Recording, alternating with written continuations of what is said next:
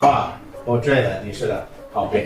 我爸被我老公气离家出走了。我爸出走，我老公也很委屈，他只是在努力的学东北话。今天下午拿铁在那吃零食，我爸就抢走了拿铁手里的零食，不让他吃。拿铁就跟他老嗷嗷喊，我爸就跟拿铁说：“你一天你叭叭，你跟谁俩呢？”我老公就问我：“这是什么语种？俚语啊，俚语啊。”我说：“这就是东北话。”他说：“哎，要不咋说你们东北话酷呢？就他的发音会让你很爽，叭叭，跟谁俩？就特别铿锵那种感觉。然后呢，从字面和语法的角度来解读，又猜不出来啥意思。”我说：“其实你说的对，就这句话，其实从字面上它没有意义，它就是用于就很亲近的人之间。就比如我爸现在觉得拿铁的行为很好笑，那意思就是你可以停止了，不要再说了，没有用。”他就记住了。然后晚上呢，我邀请了很多朋友来我家吃饭。我爸就说：“那晚上咱要吃火锅，中午咱们垫不垫？”我说：“行。”我老公又问了：“什么叫垫不垫？”我说：“就是吃的东西不能说有多好，但是能凑合充饥。”他又记住了。结果晚上我这一群朋友都来了，我爸就开始招呼客人，我去端水果，摆了2大排呀。然后呢，这7、8个人就围坐在桌边，都搁那喝啤酒，也没人吃水果。我爸就着急，原来这是吃水果，大伙也不吃。你们家长应该也这样。我爸就怼我老公说：“你让那个小周吃葡萄。”我老公说：“小周，你能听着你说话？小周不就搁这坐着呢吗？再说他不吃就不吃。”我爸说：“那你是主人，你得招待。这葡萄，这有桃，那香蕉。”这时我老公脑袋一痒：“你别嘎巴了，跟谁俩？跟谁俩呢？”哎呀妈！当时那一桌人就不夸张的说，当时的氛围就是空气都脆了。但是晚饭还要继续嘛。吃火锅的时候，我爸先涮了一盘肉，往出夹的时候，啪掉腿上。我老公嘴那个快，看着他老丈人腿上掉的肉，说：“下一波肉还没涮呢，那你先垫吧垫吧吧。”我爸说：“你咋不垫吧呢？”我老公说：“那肉掉你腿上了，我直接上你腿上垫吧去，怪不好意思的，怪不好意思的。”我以为他也就是活学活用这俩词儿也就完事儿了，没想到啊，那大雷搁后边。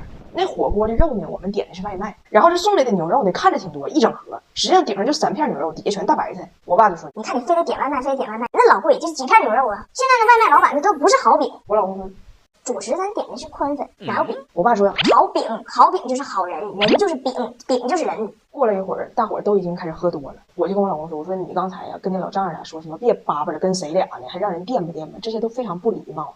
你赶紧趁大伙儿都有点喝了，你去跟人道个歉吧。”我老公说：“啊，你给我点时间，我想想这个酒怎么提。”过了1分钟吧，我老公还学的敲敲桌子，来，我提一杯酒啊。爸爸，我觉得你特别的宽容，特别的友善。我觉得你是个好病，是个好病。我觉得你全家人都是好病，爷爷奶奶是2个老好病，你的女儿彩玲也是好病。其实我也是个好病，我只是一个中文不太好的好病。I'm so sorry。哎呦我的妈！我爸长叹了一口气说：“你说你是咋活的呢？”我老公很困惑。我好像是那个跟成人大哥合照那个视频火的。哎呀，亲爱的朋友们，最近加拿大迎来了一波酷暑，高温，气温竟然达到了令人发指的32度。就32度对于咱来说就还行，都能活，但对于他们来讲，灭顶之灾。昨天我老公他们一家人，一个溺水，一个脑震荡。我本来还愁呢，我寻思我最近心情也不是特别好，身边也没有啥段子，拍啥视频呢？结果我嫁的这一家人就是素材往我脸上拍，不分享了白瞎。是这样的，就我的公公和婆婆最近失去了一个很重要的亲人，整的他俩就非常想立遗嘱。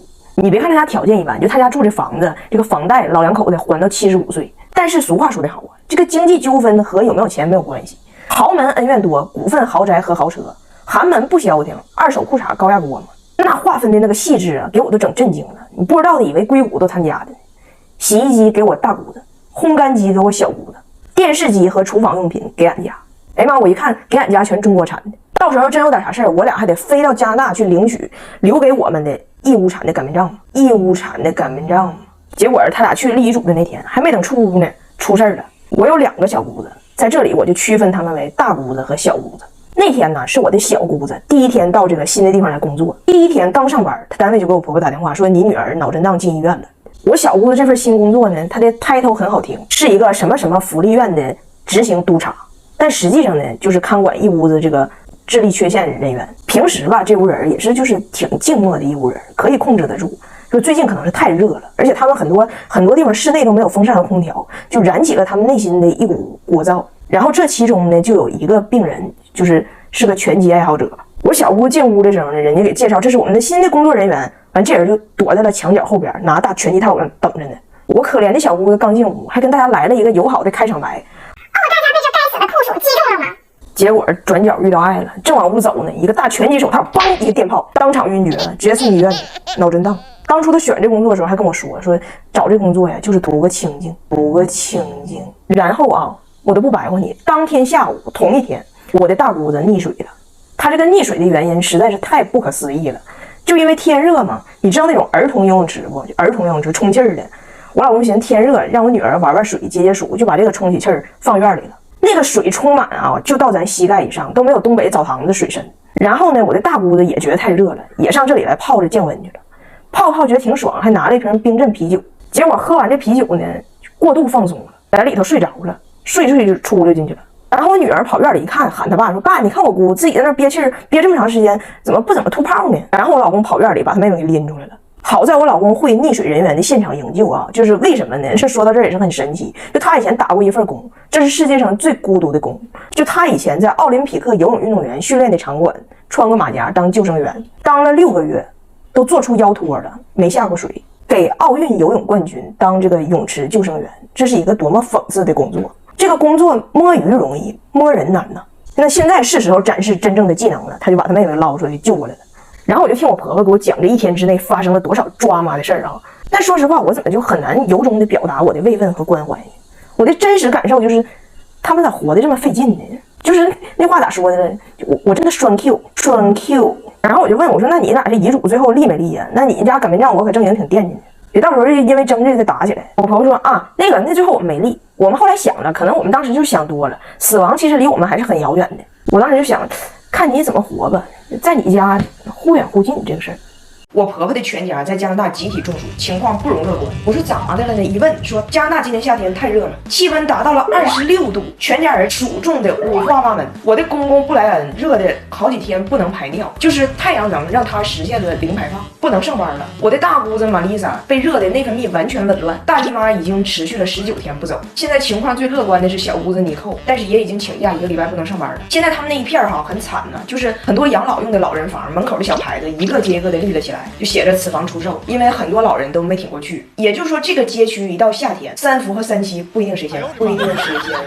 那为什么会这样呢？因为他们的室内没有空调。大家可能知道，温蒂在加拿大的工作呀，是在福利院带那些智力有缺陷的孩子。他们这个地方呢，就是落后的非常平等，即使是福利院这种地方，它也没有空调。但是为啥温蒂现在中暑的症状最轻呢？因为他天天带着孩子们去商场蹭空调、看电影、搭积木。其中一个患者呀，阿拉伯数字刚能数到5，但是女性视角电影《芭比》已经看了6遍，但是这些项目呢，温蒂不是很喜欢。他真想去商场蹭的呢是那些 SPA 店、美容店，还有空调，还给他去皱。但是呢，他的单位不给他批这个预算，因为别的活动像看电影啊、搭积木啊，你怎么说对智力的修复都有一定的辅助作用。但是做脸修复的是青春，审核结果认为他不属于这些患者人生最首要的问题。完那天他给我打电话，看我在那做 SPA， 问我你是不是也去蹭空调？我们这儿都有空调，哪儿都有，不用蹭。我在美容院做脸有空调，我回家自己用雅萌护肤也有空调。但是我听完他们被热成这样这个事儿吧，刚开始我觉得有点好笑，后来我是有点焦虑。26度给热成这样，那这仨女的过2天来到41度的北京，能不能出机场啊？不得碰瓷儿啊！然后我一说，我说北京比那热多了，他们说没事，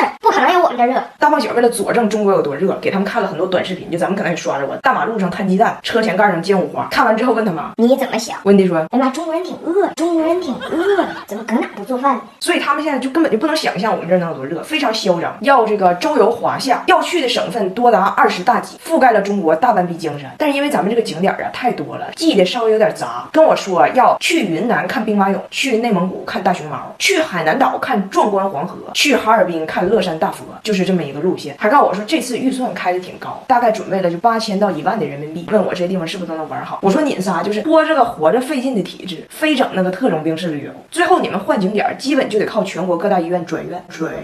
我就寻思这游的得多苦啊！我没吱声，但我准备到了地方告诉他，就是云南的兵马俑下班早，已经回家了。我就给他关酒店，开着空调，吃着西瓜，美容。雅萌双蛋白美容仪，我还真挺天然用，简单3滑，激活半脸的双蛋白，3种能量同时打进皮肤，每一滑都是在提亮皮肤紧致淡纹。我聊会儿天时间，半边脸就打上去了，主打一个高效淡纹，在家也能高效保养。但是我还是有心眼，我看他们这么抠这么虚，还要玩的这么野，我真怕他有点啥事儿。我最近搁这研究意外险，我研究的明白。然后我这几个同事就听我唠嗑，说他们26度热的就不能排尿了。再一看北京这42度的天，就说是温蒂这个保险钱他们请了，就一个小要求，就是这个受益人呢写他们的名。温蒂听说之后特别感动，跟我说，就世界上总有那些好人，热情又慷慨，而且啥都不图，啥都不图。爹，你改的话要水。